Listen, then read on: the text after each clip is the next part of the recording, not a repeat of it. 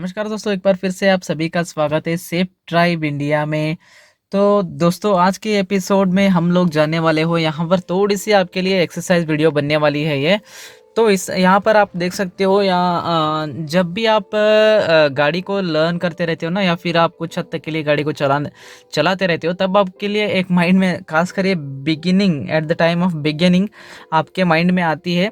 जब आप गियर को शिफ्ट करना चाहते रहते हो तो आपकी जो गियर्स है और गियर जो लोकेशन रहती है आपकी गाड़ी की जो पैटर्न रहती है सही तरीके से आपके माइंड में नहीं आती है। इसकी वजह से आपकी क्या होती है प्रॉब्लम, आपकी जो हेड है नीचे आ जाती है। गियर लीवर को देखते हुए आपके जो हेड है नीचे आ जाती है।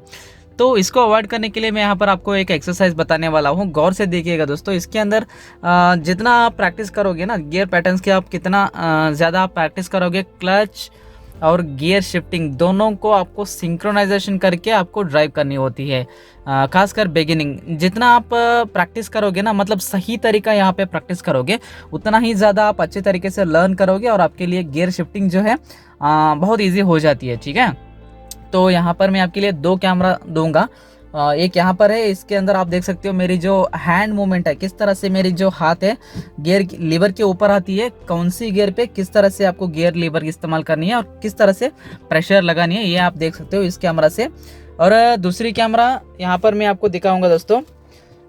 दूसरी कैमरा में हम लोग जानेंगे। तो फ्रेंड्स, दूसरी कैमरा यहाँ पे है, आप लोग यहाँ पर गौर कर सकते हो। यहाँ पर मैं आपको दिखाने वाला हूँ। एक मिनट, ये क्यों ब्लर हो रही है? हाँ, यहाँ पर आप देख सकते हो मैं अपनी क्लच का इस्तेमाल करूँगा यहाँ पे, और किस तरीके से मैं क्लच को दबाता हूँ और किस तरीके से मैं अपनी गियर लीवर को शिफ्ट करता हूँ। मतलब आपकी जो गाड़ी की जो गियर शिफ्टिंग जो है किस तरह से बन पाती है, मैं आप लोगों को यहाँ पर दिखाने की कोशिश करता हूँ। ठीक है, सॉरी थोड़ी सी डस्ट है गाड़ी के अंदर, कोल्ड सीजन है ना, तो माफ़ कर दीजिएगा। ठीक है, तो यहाँ पर दोस्तों देखिए, गौर कीजिए, यहाँ पर जब भी आपको गियर शिफ्टिंग करनी होती है, मान लो अगर आपकी गाड़ी फर्स्ट गियर में अभी चलने वाली है, तो आपको क्या करना पड़ेगा, पहले आप क्लच को दबाते हो, इस तरह से पूरी तरीके से आपको दबाना पड़ेगा।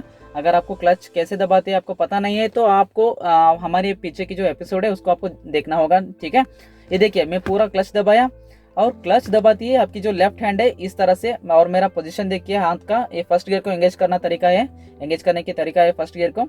यहाँ पर जो आपकी हाथ है इस तरह से प्रेशर देनी होगी अपनी लेफ्ट की तरफ, धक्का देके आगे की तरफ फर्स्ट गियर को दबाइए, और तुरंत आपकी जो गियर है बढ़ने के बाद आपकी जो फुट है हट लेना चाहिए। मतलब अगर आप समझ लो, अगर आप इतनी अच्छी खासी मतलब क्विक तरीके से आपको क्लच छोड़नी नहीं होती है बिगिनिंग टाइम के लिए, तो यहाँ पर आपको इस तरह से करनी है, गियर डाल दिया और आपको थोड़ी सी 1-2 सेकंड डिले करके आपको क्लच छोड़ देनी होगी, क्योंकि बिगिनिंग टाइम पे ऊपर खासकर फर्स्ट गियर के अंदर मैं बोल रहा हूँ डिले करना है, तो अगर फर्स्ट गियर में ही आपको डिले करना है क्लच छोड़ने के लिए, क्योंकि ज़्यादातर थर्ड या फोर्थ गियर में अगर आप डिले करोगे ना क्लच छोड़ने के लिए, तो आपकी गाड़ी जो है बंद पड़ सकती है। ठीक है, तो यहाँ पर फर्स्ट गियर दबा लगाया आपने, और तुरंत थोड़ी सी हल्का थोड़ी सी प्रेशर छोड़ के आपकी जो फुट है उसको क्लच से ऊपर निकल देना चाहिए। और उसके साथ आपकी जो एक्सेलरेशन की जो सिंक्रोनाइजेशन है, दोनों आपको सिंक्रोनाइजेशन करनी बहुत ज़्यादा है दोस्तों। यहाँ पर एक ही बात आती है,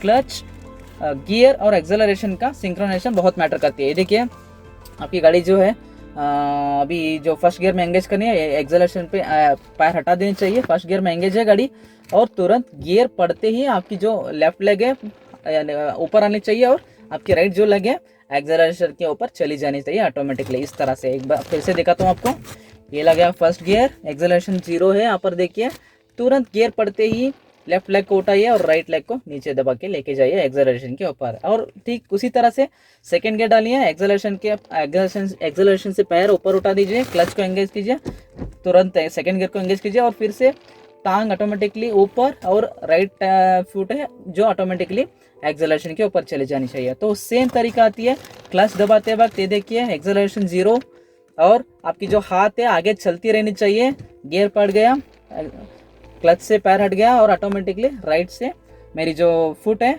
एक्सेलरेशन के ऊपर एंगेज हो गया। ठीक है, मान लीजिए अगर आप चल रहे हो, गाड़ी थर्ड गियर पे ऊपर है, थर्ड गियर पे एंगेज है, और आपको सामने की तरफ कोई ऑब्स्टेकल आ जाती है, तो आप तुरंत आपको क्या करना पड़ेगा, तुरंत आपको सेकंड गियर में आनी होती है, तब आपको क्या करना पड़ेगा, ओनली क्लच नहीं दबानी है, ब्रेक और क्लच साथ में दबाएगा, क्योंकि स्लो करनी होती है क्लच और ब्रेक साथ में दबाया। सिचुएशन के अनुसार बता रहा हूँ आपको।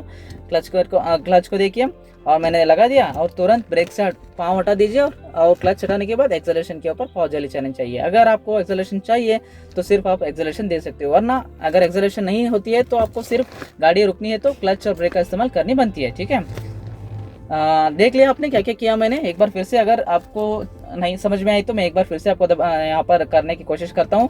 ये देखिए, एक्सेलरेशन 0 होती है, क्लच एंगेज फर्स्ट गियर, तुरंत गियर पड़ते ही लेफ्ट लेग को हटा दीजिए और राइट लेग को एंगेज कर दीजिए एक्सेलरेशन के ऊपर अकॉर्डिंग टू योर सिचुएशन। और सेकेंड गियर पे डालनी है तो एक्सेलरेशन से पैर हटा, क्लच के ऊपर पैर पड़ा और गियर पड़ा, और क्लच से पैर हटा और फिर से एक्सेलरेशन के ऊपर मेरा पैर आ गया। और तीसरी गियर को डालनी है, सेम तरीका, एक्सेलरेशन 0, क्लच एंगेज, गियर पड़ी, क्लच निकाला और एक्सेलरेशन मैंने दबा दिया। और सेम ऐसे ही तरीका आती है, एक्सेलरेशन 0, फोर्थ गियर और clutch free, acceleration engage. Same तरीका, acceleration 0, fifth gear, clutch disengage और एक्सेलरेशन एंगेज।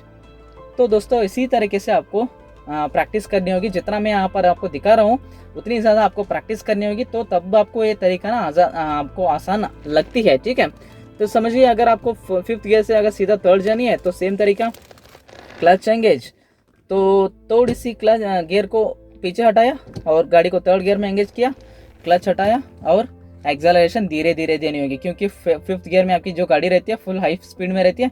थोड़ी सी हल्की हल्की सी आपको क्लच दबाते हैं, उसके साथ ब्रेक दबा के थर्ड गियर को एंगेज करनी होती है। क्योंकि अगर सडन फिफ्थ गियर से सीधा थर्ड में एंगेज कर देते हैं ना, तो वहाँ पर फास्ट ज़्यादा रहती है गाड़ी की, तो वहाँ पर आपको धक्का महसूस होगी और आपके बैठे अंदर पैसेंजर को भी उतना कंफर्ट फील नहीं होती है। ठीक है, तो इस तरह से एक्सरसाइज करनी होगी दोस्तों। आशा करता हूँ अगर आप ये प्रैक्टिस ना खड़ी गाड़ी के ऊपर कीजिए, जितना हो सके आप खड़ी गाड़ी के ऊपर कीजिए। और एक और बात है दोस्तों, ज़्यादा से ज़्यादा आपको ये काम करनी होगी, मतलब आपको ना अपनी ये क्या करते हैं आप, गियर पैटर्न जो रहती है अपनी कार की, सारे कार में लगभग सेम ही रहती है, लेकिन समटाइम्स Hyundai की कार हो गए, ऑटो फोकस क्यों हो रही है, Hyundai की कार हो गए और कुछ कार्स रहते हैं उसके अंदर थोड़ी सी ये पैटर्न अलग रहती है। मतलब यहाँ पे जो रिवर्स गियर है, सम गाड़ियों में क्या होती है, ये जो फर्स्ट गियर है ना, यहाँ पर उनकी जो रिवर्स गियर की पैटर्न हो गई है, रहती है। ठीक है, तो यहाँ पर ये जो पैटर्न है आपको समझ लेना चाहिए।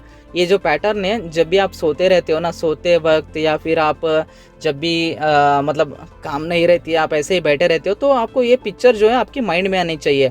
फर्स्ट गियर कहाँ पे है, सेकंड गियर कहाँ पे है, और थर्ड कैसे जानी है, फिफ्थ कैसे जानी है, ठीक है, फोर्थ कैसे लगानी है, रिवर्स कैसे लगानी है, ये सब आपके माइंड में आती रहेगी। और मतलब आप एक बार ये याद करते रहिए, जब भी आप फ्री बैठते हो ना, तो ये पैटर्न आपको याद करके रहनी होगी। तो इसका मतलब क्या बनती है, ये जो पिक्चर है आपके माइंड में छा जाती है। तो आपको बिना परेशानी के, अगर आप फर्स्ट गियर में जानी है तो फर्स्ट गियर पे चले जा सकते हो, अगर मुझे सेकंड में जानी है तो second, third and fourth, fifth, इस तरह से आसानी से आप ट्रांसमिशन कर सकते हो। फिफ्थ से लेके सीधा आप फर्स्ट पे आ सकते हो, और फोर्थ से जाके सीधा आप फर्स्ट गियर पे आ सकते हो, और थर्ड गियर से सीधा आप सेकंड गियर पे आ सकते हो। मतलब आ सकते हो का मतलब क्या है, आना ही होगा, क्योंकि अगर आपको गाड़ी स्लो करनी होती रहती है ना, तो आपको आना ही चाहिए कि दोस्तों। ठीक है, आशा करता हूँ दोस्तों ये वीडियो आपको पसंद आई होगी। अगर आपको कुछ कन्फ्यूजन चल रही है तो ये वीडियो दोबारा देखिए, जितना आप देखोगे ये वीडियो आप उतना ही आपके लिए हेल्पफुल रहेगी। आशा करता हूँ, तो मिलते हैं ऐसे यूजफुल एपिसोड के साथ, तब तक के लिए अपना ख्याल रखिएगा दोस्तों। Have a safe drive ahead, bye bye, जय हिंद।